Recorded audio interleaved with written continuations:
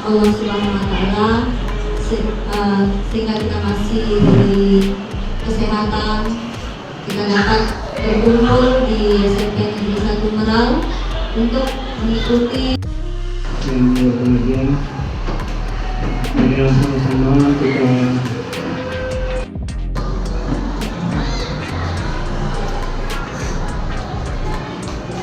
Waalaikumsalam warahmatullahi selamat pagi menjelang siang dan selamat datang kita bersama pengurus MPT yang saya hormati, Bapak Ibu peserta MPT Ramin 1 Bahasa Inggris yang saya hormati. Alhamdulillah, puji dan syukur mari kita panjatkan kehadiran Allah Subhanahu Wa Taala, Tuhan yang Maha Esa, karena kita masih diberikan kesehatan sehingga kita dapat bersilaturahmi di ruang laboratorium SMP Negeri 1 Meral ini. Selamat berwisata, mari kita sambut. Mengajarkan, Pak, anak-anak kami belum bisa, di SD belum belajar, kurikulum mereka bagus, sekarang untuk SMP di SD ketemu. Kalau kami tidak ajarkan, mereka tidak dapat, sementara pada capaian tidak ada. Kalau dicapai tidak ada, Bapak Ibu ajarkan juga bagaimana ini. Apakah Bapak Ibu juga akan memberikan penilaian? Kalau sudah diajarkan, tentu diberikan penilaian. Nanti kita bawa lagi. Mengucapkan selamat tinggal, menyapa, ya kan Pak. Satu lagi. Coba itu Bu. Memperkenalkan diri. Ada di kelas 1. Memperkenalkan diri. Nama Bapak Ibu, ajaran Bapak Ibu, mamam. Sikul, mamam. Jadi air apa namanya? Ini. Coba ketika Bapak Ibu ajarkan, ayo ini. Lama-lama ketika dia minta makan, dia katakan, nah sama anak kita bahas. This is diagnostik kognitif dan non-kognitif. Sudah dibuat Bapak Ibu? Di awal semester 1 atau awal semester 2, silakan Bapak Ibu membuat asesmen diagnostik kognitif. Kalau yang bawah Bu, ke bawah.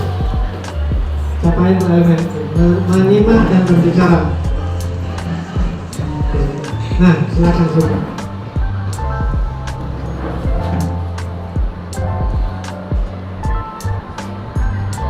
Nah, di situ ada apa yang perlu diajarkan Bapak Ibu, berinteraksi dalam situasi sosial dan kelas seperti sesi memberi informasi diri, berpikir salam dan selamat tinggal.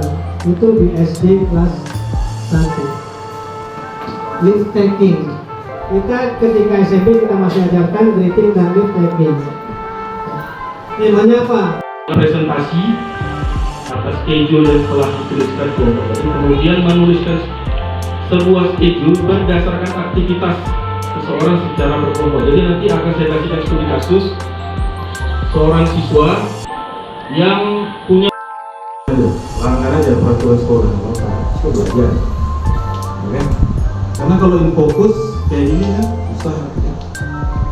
Ini harus ruang tertutup, gelap. Kalau di kelas itu terang benderang.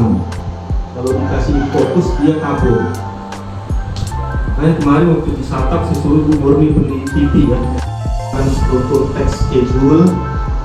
Meskipun di situ nggak ada text schedule, di CV-nya nggak ada.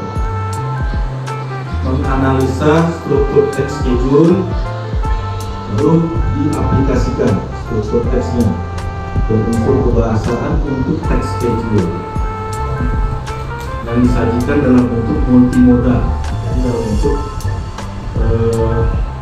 presentasi.